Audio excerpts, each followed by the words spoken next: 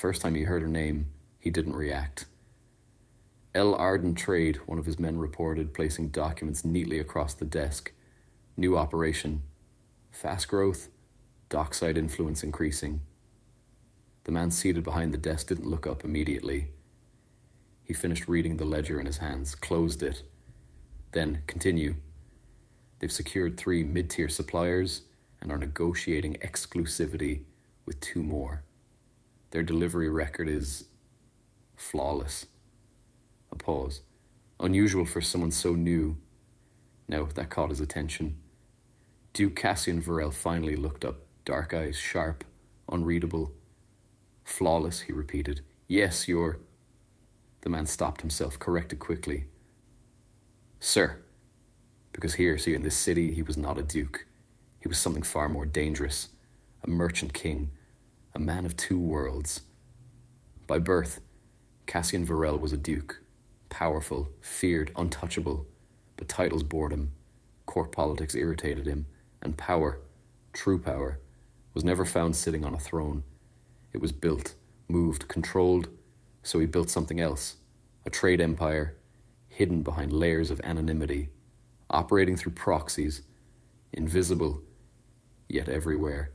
And nothing entered his domain without him knowing. Nothing, which meant, bring me everything on this L. Ardent. The reports came quickly, too quickly. She appeared 3 months ago. No noble ties confirmed. Pays in full, always. Does not renegotiate once terms are set. Cassian leaned back slightly, fingers tapping once against the armrest. Disciplined, controlled, consistent. Not the behavior of someone new. Who trained her? He murmured. No answer came, which meant there wasn't one, or worse.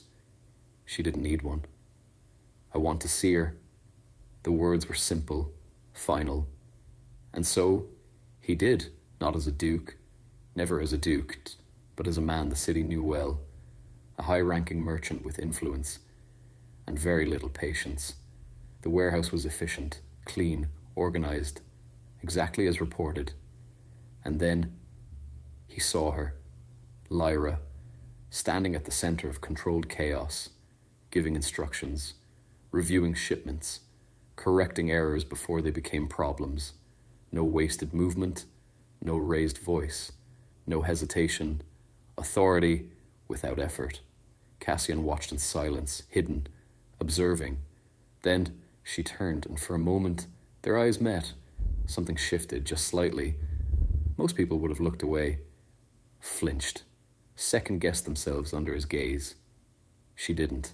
She held it, measured, calm, as if she were the one assessing him. Interesting. Cassian didn't smile. He rarely did. But something close to it flickered in his gaze. Because in that moment, he knew. Not who she was, but what she was. Not ordinary, not self-made, not new. This woman had been raised in power, trained in it, shaped by it. And now, she was rebuilding it. From scratch. L. Ardent, he murmured softly. A name that didn't quite fit. Too deliberate, too careful, almost familiar. He didn't reveal himself immediately.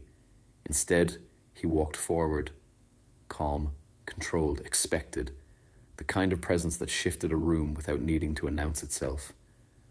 Her workers noticed first, stepping aside instinctively. Lyra didn't, not until he stopped in front of her. Your operation is efficient. His voice was low, measured, not praise, not quite a question, an observation. Lyra met his gaze, unshaken. Efficiency is expected. No deference, no flattery, just fact. Cassian's eyes sharpened. Yes, he said slowly, but rarely achieved. Silence settled between them, not awkward, not tense, charged. I've been told you're securing exclusive routes, he continued. I am. Bold, necessary, a beat.